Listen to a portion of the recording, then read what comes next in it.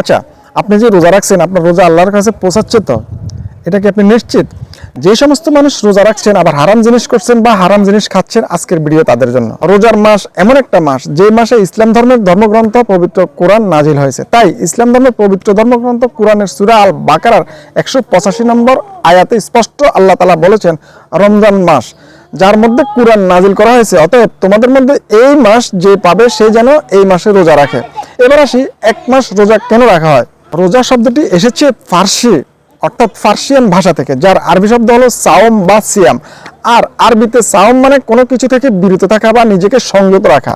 এবার আসি, কি থেকে বিরত থাকতে হয় এবং নিজেকে সংযত রাখতে হয়? খাবার ও পানীয় থেকে, দাম্পত্য সম্পর্ক থেকে, ইচ্ছাকৃতভাবে বমি করা বা রোজা ভঙ্গকারী কাজ করা থেকে, পাপ ও খারাপ আচরণ থেকে, সংক্ষেপে বলতে গেলে শরীর মন আচরণ সব দিক থেকে সংযত রাখতে হবে। তাই পবিত্র কোরআনের সূরা আল বাকারার 183 নম্বর আয়াতে স্পষ্ট বলা আছে, হে ঈমানদারগণ, তোমাদের উপরে রোজা ফরজ করা হয়েছে যেমন ফরজ করা হয়েছিল তোমাদের পূর্ববর্তীদের উপর, যাতে তোমরা তাকওয়া অর্জন করতে পারো। এখানে তাকওয়া মানে নিজের কাজের প্রতি সচেতন থাকা, আমি যা করছি তা ঠিক কিনা তা যাচাই করা। কিন্তু এই তাকওয়া অর্জন একদিন বা এক সপ্তাহে সম্ভব না, বরং দীর্ঘ একটা টাইমের প্রয়োজন, যার জন্য পুরো এক মাস নির্ধারণ করা হয়েছে। এই সম্পর্কে মনোবিজ্ঞান বলে, একজন মানুষের পুরনো অভ্যাস ত্যাগ করে নতুন অভ্যাস তৈরি হতে সময় লাগে 21 দিন। তাই এই এক মাস রোজার মাধ্যমে বিগত অতীতের যত রকমের পাপ এবং অসৎকর্ম করেছে তা আল্লাহর কাছে ক্ষমা চেয়ে নিজেকে শুধরানোর জন্য সময় দিয়েছেন। এবং এই রমজান মাসের শেষে শাওয়াল মাসের 1 তারিখে উদযাপিত হয় ঈদ উল ফিতর। এই ঈদ শুরু হয় মুহাম্মদ সাল্লাল্লাহু আলাইহি সাল্লামের সময় মদিনা হিজরতের পরে।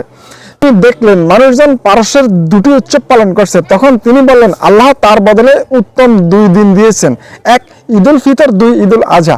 কিন্তু যে সমস্ত মানুষ এই রোজার মাসে রোজা রাখছে আবার 2 নম্বরে ব্যবসা, মানুষের গীবত, মানুষের ক্ষতি, অসামাজিক কর্মকাণ্ড করে যাচ্ছে, তাদের উদ্দেশ্যে আল বুখারীর 1903 নম্বর হাদিসে নবী করিম সাল্লাল্লাহু আলাইহি সাল্লাম স্পষ্ট বলেছেন, যে ব্যক্তি মিথ্যে কথা ও খারাপ কাজ পরিত্যাগ করে না তার পানাহার ত্যাগে আল্লাহর কোনো প্রয়োজন নেই। অর্থাৎ শুধুমাত্র না খেয়ে থাকার নাম রোজা নয়, রোজার আসল উদ্দেশ্য হলো তাকওয়া অর্জন করা। এই রোজা রাখার উদ্দেশ্য হলো এই রোজার মাধ্যমে নিজেকে শুধরে নেওয়া। হয়তো রোজার মাসে আমরা একটু সংযত থাকলাম, কিন্তু রোজা শেষ হওয়ার পর আবারও সেই একই অসৎ কাজে লিপ্ত হয়ে গেলাম।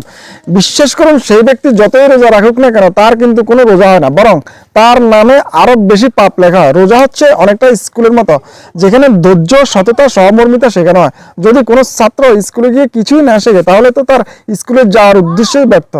রোজার মূল উদ্দেশ্য হলো আত্মসংযম, দরিদ্রের কষ্ট অনুভব করা, সৃষ্টিকর্তার প্রতি ভয় ও ভালোবাসা বাড়ানো এবং নিজের নৈতিক চরিত্র গঠন করা। পবিত্র কোরআনের সূরা আল বাকারার 168 নম্বর আয়াতে স্পষ্টভাবে বলা হয়েছে, হে মানুষ,